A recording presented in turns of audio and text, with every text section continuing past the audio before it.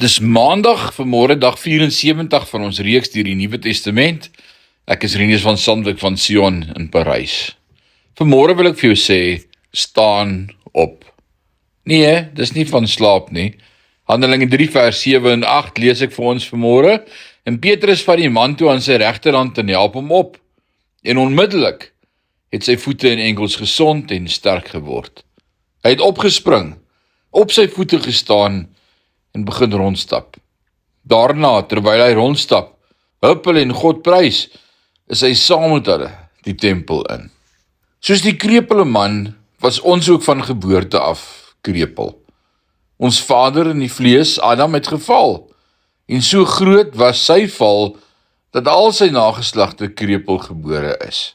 Nie in staat om met God te wandel, of die dinge van God na te jaag nie, het ons buite die tempel gesit, vervreemd van God as gevolg van ons sonde, en genoeg silwer en goud gesmeek om ons vir nog een dag te oorleef.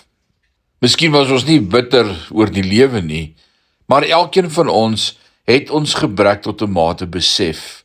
En toe gebeur iets, deur 'n broer of suster, 'n kerk of 'n gemeenskap, miskien toe ons dit die minste verwag het Jesus ons aan die hand gegryp en gesê, staan op en loop, en roep jou na die koninkryk. Ek neem jou hemel toe.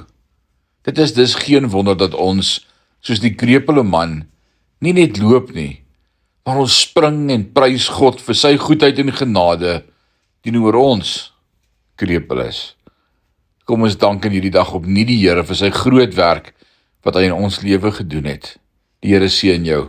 Amen.